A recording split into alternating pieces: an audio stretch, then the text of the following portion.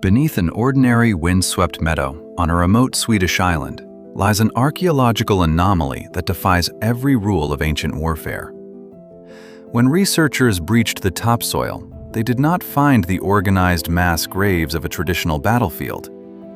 They found a domestic scene, violently, instantly interrupted. A plate of half-eaten herring left beside a cold hearth, unconsumed bread, and lying on the dirt floors of their own homes, the tangled, skeletal remains of 26 individuals, ranging from elderly men to a newborn infant. 1,500 years ago, this entire community was slaughtered in a single afternoon. But the most terrifying detail is not the violence, it is the aftermath. Their vast wealth in Roman gold was left completely untouched, and for 15 centuries, no one ever came back to bury the dead. Welcome to the Vestige Archive. Today we travel back to the late 5th century, deep into the chaos of the European migration period, to reconstruct an unparalleled crime scene frozen in the modern investigation of Sandby Borg. Began in the spring of 2010, not as a planned academic excavation, but as a race against criminals. Archaeologists conducting a geophysical survey noticed a series of fresh, unauthorized digging pits pocketing the grassy mound. Fearing that looters were systematically destroying an undocumented historical site, local authorities commissioned an emergency metal detector sweep.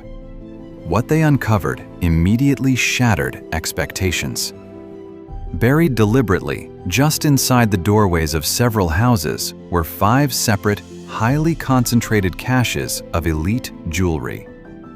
But as archaeologists brushed away the soil to document the hidden treasure, they encountered something else. Fully articulated human skeletons lying just beneath the turf. To map the extent of the remains without destroying the site, the team deployed a specially trained archaeology dog whose highly sensitive nose detected the chemical compounds of ancient human decomposition directly through the soil. The canine detections, paired with careful excavations, revealed a sprawling, unburied massacre. The demographic profile of the dead immediately proves this was not a conventional military battle between rival armies. Among the dead were the elderly, teenagers, and young children. In one house, the tiny bones of an infant, aged between 1.5 to 3 months, were found resting near the hearth. In 2023, a landmark ancient DNA study successfully extracted genetic material from the remains. Genomic sequencing confirmed the genetic sex of 9 individuals. 8 were biological males, and 1 was a biological female. Remarkably, none of the randomly sampled victims shared close family ties, indicating a complex social structure within the fort. Furthermore, bacterial DNA revealed that 1 individual was actively suffering from diphtheria at the moment they were killed. To understand the brutality of the end, we must understand the immense prosperity of the beginning. Built around the year 400, Sandby Borg was a massive dry stone ring fort containing 53 houses. This was not a muddy outpost of subsistence farmers. It was a cosmopolitan hub of elite wealth. During the migration period, the island's warriors served as elite mercenaries in the collapsing Roman military, returning home with fortunes paid in imperial gold. Inside the fort, archaeologists uncovered a pristine gold solidus minted under the Western Roman Emperor Valentinian III. Their wealth extended far beyond metal. They imported exotic Mediterranean luxuries. Excavations yielded cowrie shells from the Indian Ocean, the charred remains of an imported Roman onion, and the earliest evidence of mustard seeds ever discovered in Scandinavia. They were wealthy, self-sufficient, and deeply connected to continental trade routes. And that wealth made them a primary target. Forensic archaeology allows us to reconstruct the exact season and perhaps the exact hour of the massacre. Inside one house, researchers found the butchered bones of 8 lambs. Biological analysis placed their ages at between 3 and 6 months. Because lambing season occurs in early spring, this precise biological timestamp pinned the date of the massacre to late spring or early summer. The inhabitants were preparing a communal meal. Cooking pots sat over active fires. A half-eaten herring lay abandoned on the floor. There is no evidence of a prolonged siege. The massive limestone walls show no breach marks or structural damage. The gates were likely opened from within, allowing the attackers to flood the narrow streets with lethal surprise. The bones themselves tell a story of ruthless, methodical execution. Osteological analysis reveals a pattern of efficient trauma, which is violence executed with minimal, highly lethal force. The blows were struck from above and behind. Skeletons display severe sharp force trauma from axes or swords, and blunt force fractures to the cranium. Crucially, there is a total absence of defensive wounds. Not a single perifracture was found on the forearms of the victims. These people did not have the time or the opportunity to raise their arms in defense. But the most disturbing forensic discovery was uncovered in another house. An elderly man had been beaten to death, his body falling face first into the central hearth. His pelvic bones were severely charred by the active fire, proving he was dead or deeply unconscious when he fell, and his body was never moved. During the reconstruction of his fragmented skull, osteologists discovered 4 loose teeth belonging to a sheep, deliberately stuffed inside his oral cavity. In the ancient Baltic world, placing a coin in the mouth of the deceased was a ritual to buy safe passage to the afterlife. Forcing animal teeth into the mouth of an elder was an inverted ritual. It was a highly calculated physical curse designed to humiliate the dead, desecrate their memory, and deny them peace. Why would an armed force execute a community, curse their elders, and leave a fortune in Roman gold and elite jewelry completely untouched? This paradox has led researchers to discard theories of foreign raiding parties.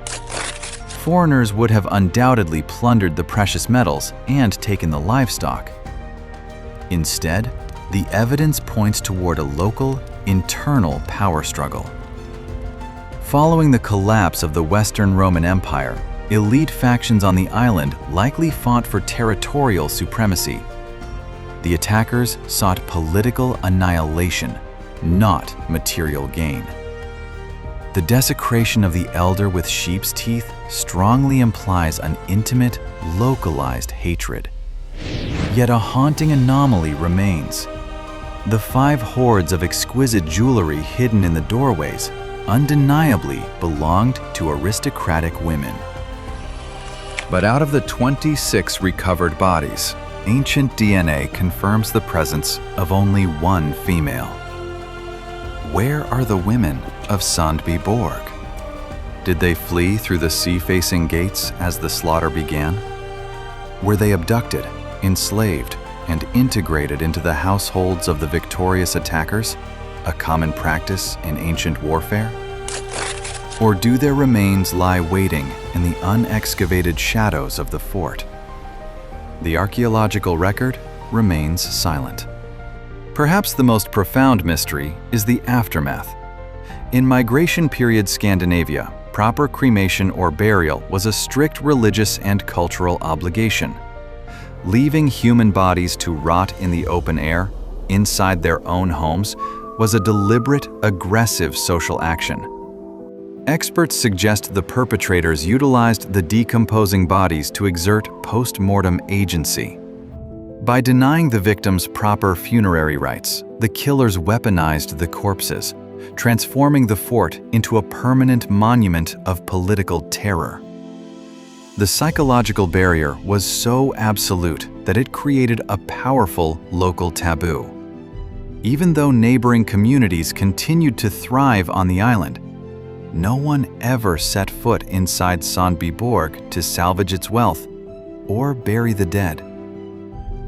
The identity of the architects of this massacre remains unknown. They left no written inscriptions, no distinctive garments, and no bodies of their own. In fact, while they left the gold and the livestock, they systematically stripped the fort of nearly all weapons. The confiscation of swords and spears suggests they were taken as trophies, or perhaps cast into a sacred bog as a collective ritual sacrifice. Because the taboo against entering the site held firm for centuries, experts deduce the attackers must have been a dominant local power. Only an elite, island-based faction would possess the sustained authority necessary to prevent relatives or scavengers from approaching the ruins. Despite the deployment of ancient DNA sequencing and advanced forensic taphonomy, the soil of Sandby Borg guards its deepest secrets. To date, less than 10% of the fort's interior has been systematically excavated. Over 90% of the site remains completely untouched. We do not know the exact year the gates were breached. We do not know the true death toll, which could easily number in the hundreds. And we do not know the ultimate fate of the perpetrators who orchestrated this silence. For 1,500 years, the turf roofs decayed and collapsed, sealing the dead in darkness. But the trauma of that spring afternoon did not vanish.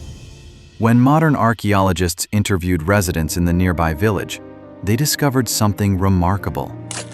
For generations, long before anyone knew about the unburied skeletons or the Roman gold, local parents strictly warned their children to never play near the grassy mound. They called the ruins cursed. The written history was lost, but the terror was so absolute that it survived as a whisper, passed down across 50 generations. The warlords who orchestrated the massacre are forgotten, but the silence they imposed on Sandby Borg endures. What truly happened to the survivors, and will the rest of the unburied dead ever tell their full story?